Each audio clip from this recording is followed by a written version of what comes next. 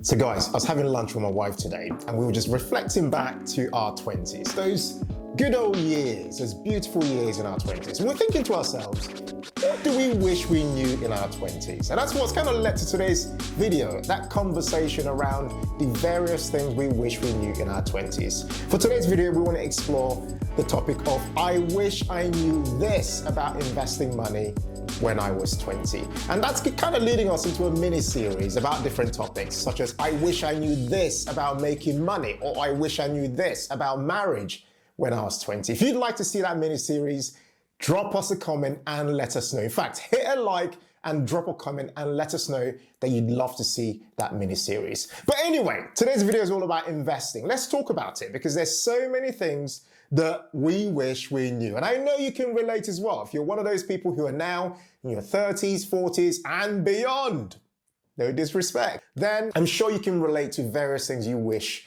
you knew in your 20s. And as you watch this video, come on, let's do this together. Jump in the comments and let me know as you watch it what occurs to you as things you wish you knew about investing money. Oh, and by the way, if we do go ahead with the mini series, for those who are watching in the future, look in the section below and above to links to the other videos that will follow this particular one focused on investing. All right, let's dive straight in. All right, so the first thing I wish I knew when I was 20 was that I wish I understood penny power. Now, I know you're gonna be looking at me funny going, penny power, like Ken, where did you come up with that? I didn't come up with that name for number one, my wife actually did, so don't look at me funny, right? But I wanted to actually illustrate what I mean by penny power, by being super practical here. So I've got here a penny, if you can see that, and I've got here a pound, if you can see that. Now, the penny and the pound reflect a lot in that for many of us, we often overlook the penny in our lives. You might have pennies around your house. And for some of you watching, the penny might represent, let's say, 20 pounds, for example. And for some other people, the pound, being 100 times that, might represent, say, 2,000 pounds. And often, for a lot of us, the focus is on the 2,000 pounds as an example, rather than on the penny.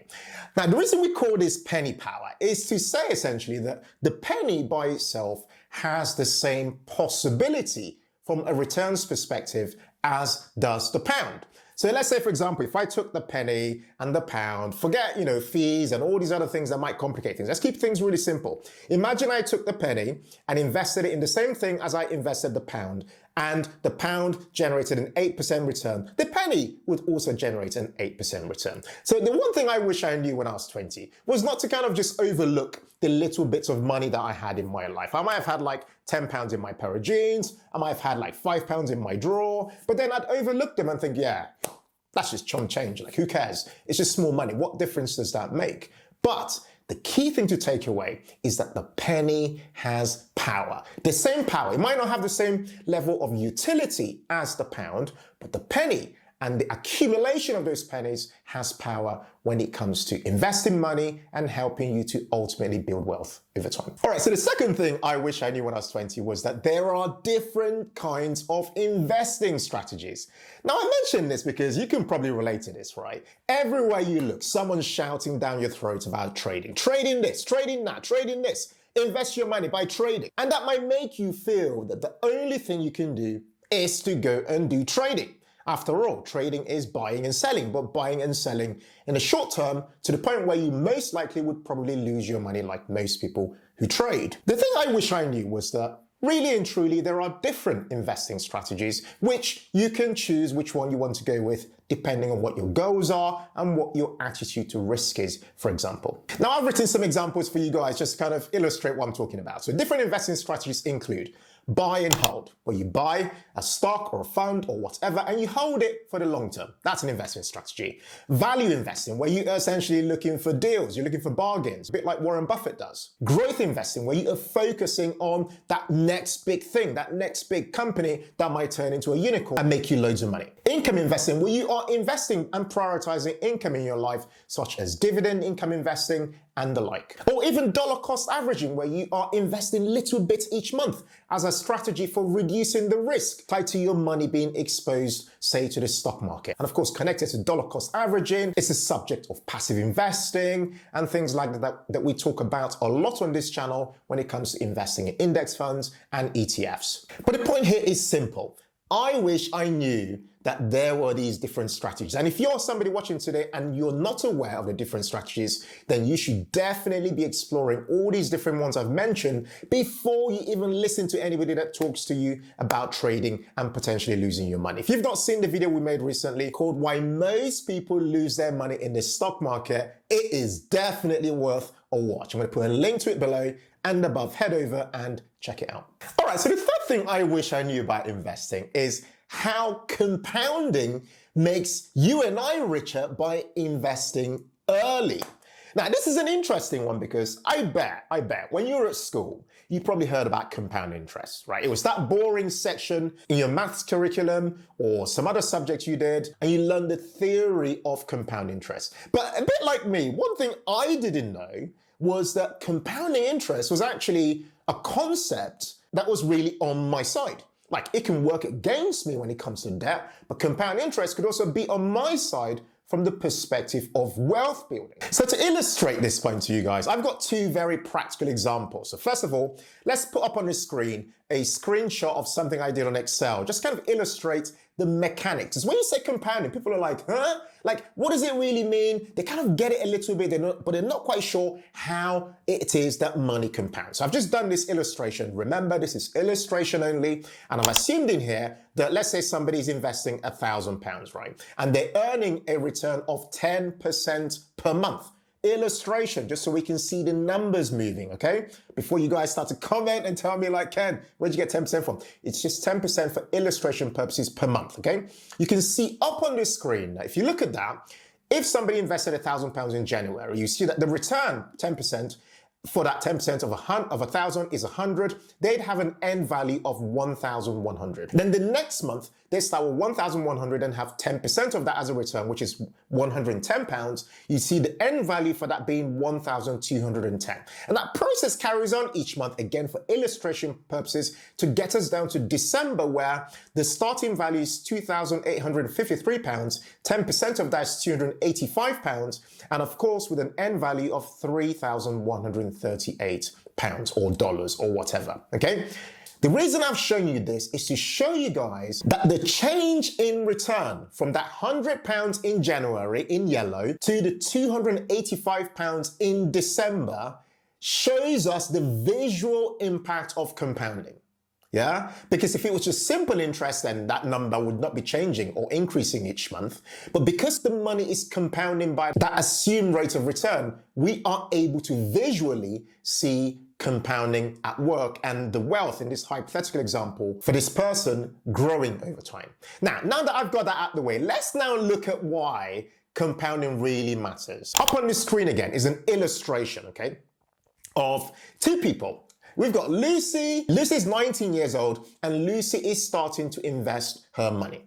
At the same time, we've got Ben. Ben is also young, and he's, kind of having fun and enjoying himself, and he's thinking to himself, well, actually, I'll just chill out and wait. Do you know what? I'll wait a few years later, I'll start investing my money. So Lucy decides to start investing her money, and in this example, she's investing £2,000 per year. That's it. And earning herself a 10% nominal return per year, okay? This, again, is illustration purposes only. But what's very interesting about this example is we're trying to work out who would get to £1 million first by the age of 65. You'd see that on that screen, let's say in this example, Lucy invested £2,000 only per year for 7 years. So that's a total of £14,000. But Lucy, having invested that £14,000, began investing at the age of 19. And then by the age of 25, she stopped. That was it. She just left her money working and getting returns. On the other hand, Ben began investing at the age of 26. Again, investing £2,000 a year. And he invests £2,000 a year for 40 years. Meaning that he invested a total of £80,000. Now you would think, right, that Ben would end up being a lot richer than Lucy. But unfortunately, he doesn't, according to this, because compounding works, compounding really builds up momentum the earlier you begin investing. And you can see, if you look right down to the bottom of the screen, you can see that by the age of 65, Lucy, although she only invested for 7 years and invested £14,000, she ends up with a total of £944,641. But Ben, who invested every year but started late at the age of 26 instead of at the age of 19, he invests for 40 years, investing 80 grand, ends up with £893,704. What's even more remarkable is if you look at the line below, you can see the number of times their money is multiplied. Lucy's money, if you take her end value divided by how much she invests, which is £14,000, you can see that her money multiplied 66 times. 66 times. But if you look at Ben's number, take the same total number he ended with and divided it by 80,000, you see that his money only multiplied 11 times. This illustrates to us, guys, the amazing power of starting to invest early and the impact that compounding can have when it comes to building wealth for early investors. I hope this illustration has been fun because this is one way we teach people who are trying to teach their kids how to invest money, to make it a bit of fun and show them how money can work over time. Just kind of show them why it's important to let their money stay invested for a long time. If you're interested in learning more about this, we've written a very detailed blog post. I'll link to it below and above. Go and read it for free and learn some more practical ways that it helps to actually start investing early. All right, so the fourth thing I wish I knew was that taking more risks pays most of the time, okay? Now, I say this because in my early 20s, I wasn't really taking risks as I did later on in my kind of mid to late 20s.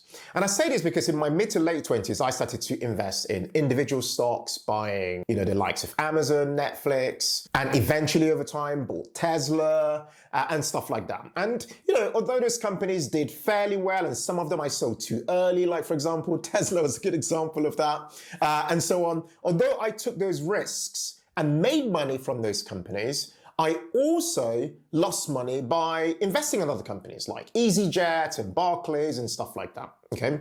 Now, I mentioned that just to say that it's very important to get accustomed to taking some risks. Now, I'm not saying here take all your money, and Ken has said it's good to take some risks and go and chuck it all into one thing and lose all your money potentially. That's not what I'm saying.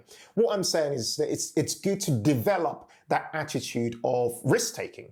And for me, having developed that attitude of risk-taking by investing in these various companies and, getting my feet wet essentially, seeing some returns, seeing some losses, meant that in other aspects of my life, I also got more interested in risk-taking, whether it be investing in other asset classes like starting a side hustle or a business or going into a joint venture, but applying the same mindset of that ROI mindset of trying to aim to get myself a return on my investment. So I'm saying all this to encourage those of you who might even be, in your 20s now or even younger, or those of you who might be a lot older, but you've got younger children. I'm saying that to say that getting them accustomed to taking some risks really, really does matter over time. It really does matter for who they become. Imagine really putting the knowledge you've got now to work in the lives of the younger ones. Just imagine what their future financial lives could look like by you using the know-how, the things we're teaching on this channel, using it to change the practical reality of their lives in the very future. All right, so the final thing I wish I learned about investing was about the power of dividends. That's right. Okay, so you might know this already. You probably might know that, the total return you get from an investment is made up of two returns. There's a capital return, so the thing going up in value potentially. Then there's the income return that comes from you generating an income tied to that investment. Say, for example, if you invest in a stock market, you might get a dividend return. Say, for example, you got a capital return of, say, 5% and an income return from dividends of, say, 3%, then your total return would be 8% in that scenario. But what's interesting is that we often don't really think a lot about the power that dividends have when it comes to wealth building. And this is one thing I wish I knew when I was 20, okay? Because it would have changed the way I looked at investing. It would have made me think very carefully about the types of assets that I invested my money into. Now, tied to this, did you know that going back to the 1970s, and this is a fact, that 84% of the total returns of the S&P 500 index can be attributed to reinvested dividends and the power of compounding. Did you know that 84% comes from reinvesting dividends and compounding getting to work.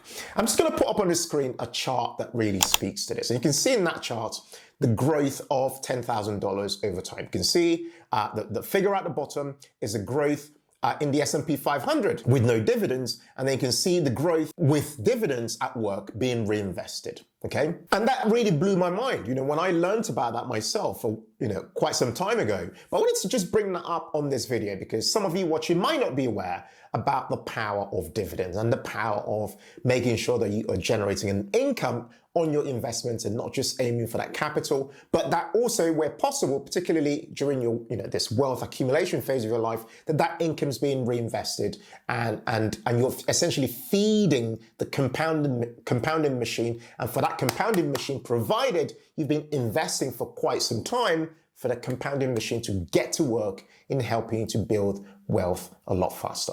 Guys, it's your turn. I'd love to hear from you in the comments. What one thing do you wish you learned about investing money at the age of 20? Jump in the comments and let's have a bit of fun. It'd be really interesting to see if we see some commonalities in the various things that we post as a comment. Don't forget, as I asked you guys, if you'd love to see this as a mini series, let me know. If you'd love to see, I wish I knew this about, say, money making at the age of 20 or about marriage at the age of 20, guys, jump in the comments. Let us know so that we can make those videos as well. If you've not liked this video already, come on, share some love. That really helps us when you hit that like button, because that just helps this video to get promoted to so many more people. Okay, thank you so much for watching, guys. And as ever, in all things, be thankful and seek joy.